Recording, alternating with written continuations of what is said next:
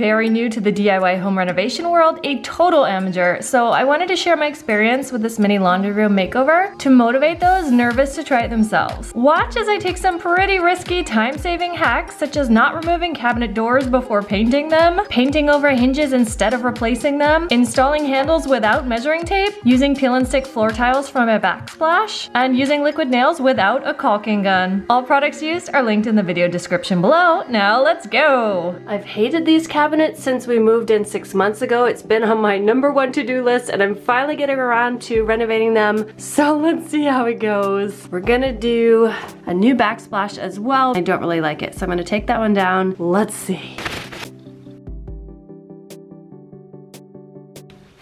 I bought this crud cutter to clean up these cabinets before I sand them and paint them. I don't know if I was supposed to do it so much that it's dripping, but we did it. It's happening. I'm gonna give it a couple minutes and then come wipe it clean. Yuck.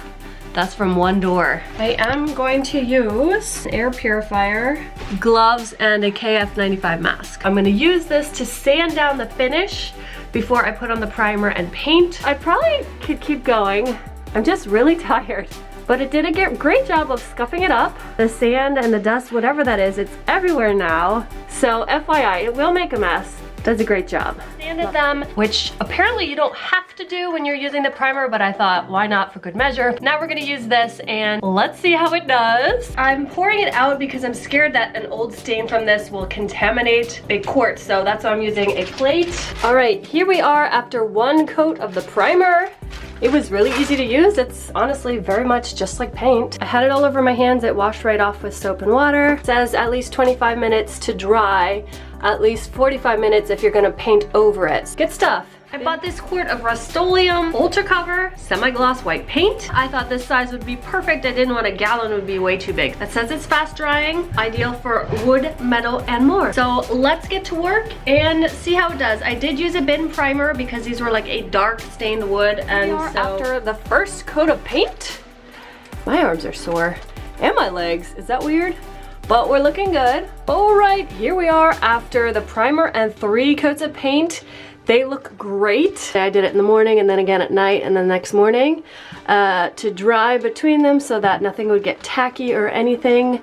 They look amazing. The paint did great. They look good. It is a semi-gloss. You can see that there's some shine. They feel good. They look good. I love it. Great paint. I even painted over the hinges, which works fine for now. The hinges were brown and we're going with white and black design in here, so that just didn't work and I didn't have the know-how to replace them. So we just painted over it and we'll see what happens. But for now, looking good. I put this Vamos peel and stick tile up about 6 months ago. I'm gonna try to peel it off and see what happens. It's supposed to be removable, not a permanent thing. So let's see. It's definitely taken off some paint.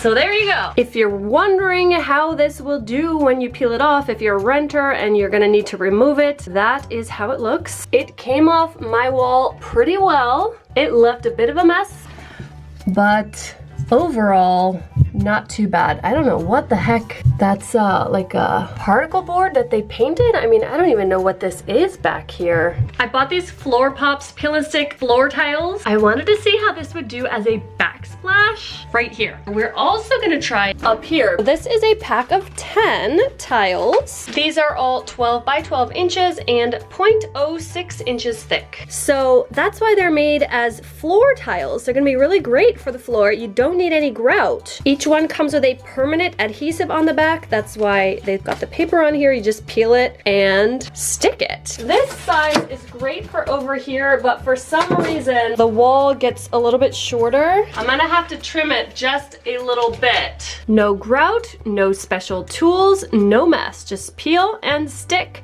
Limited lifetime warranty, water resistant, trimmable, permanent adhesive, easy to clean. This looks amazing. And they also have a guide as far as how many packages you will need depending on how many feet by how many feet you need to cover. Really helpful. Let's get to it and see how this all works out. Let me do this. Looking good.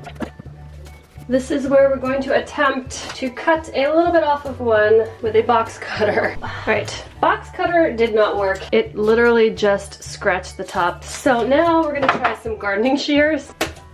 Yeah, that cuts it, but that's in the way. Tricky, tricky. Not the cleanest edge, but that will do. Let's trim this up. Regular kitchen scissors are actually working out pretty well here. Last piece. Cut down. Gorgeous. Houston, we have a problem. A few hours later, they have started dropping like flies, so I don't know if the adhesive just isn't good enough for a vertical adherence or if it's my wall. I bought liquid nails, but I do not have a gun to dispense this. Let's see if this works. Woo! There we go, we're open. Let's see if this is gonna actually work with the pencil. Nope. Now I've got a vacuum attachment. Let's see if that works, because it kind of fits like perfectly in there. Oh, there we go, we finally. That's really hard to do. I really recommend buying the gun. This is like takes a lot of muscle. Now we're gonna put it up on the wall. Cool, cool, cool. Developed a system. I have a sweater here to absorb the impact of this vacuum attachment, and then we're squeezing with both arms here, so this is actually going much better. Look at this. This is exhausting. Liquid nails for the win. If you don't have a dispensing gun, you can do it manually in a pinch. I don't recommend it because it takes a lot of muscle, but it did work. I bought this amazing 4-pack of black door handles that I think are gonna go great in here, and it is 3 3/4 between them. If you have a measuring tape, that's gonna be helpful, but I didn't, so I just did it with a sketch with paper and a pencil, and that's fine too. So now we're gonna drill. It comes with 2 packs of screws. One is shorter and one is longer. I'm using a 5/32 drill bit. I'm trying the shortest screws first. Ooh, well, that worked. All right, here is the final reveal. So cute.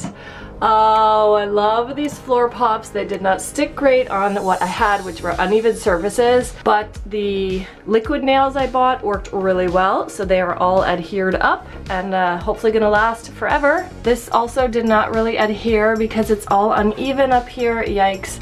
But I'm not even gonna bother with the liquid nails. So fun in here now, look at this. Did I cut a bunch of corners? Yes. Do I regret it? No. Nope, I don't. I was too nervous to try to match up or replace the hardware for the hinges, so instead of leaving these super old ugly brown ones, I painted over them. Will that last long term? Probably not. But does it look pretty good right now? Yeah. Can I touch it up? Yeah. Back to laundry. I've had a few days off while I was painting. These took, oh my gosh, I sanded, I primed, and I did 3 coats of white paint to get those dark brown into white, and they're gorgeous. They're not perfect. Super happy. Yay!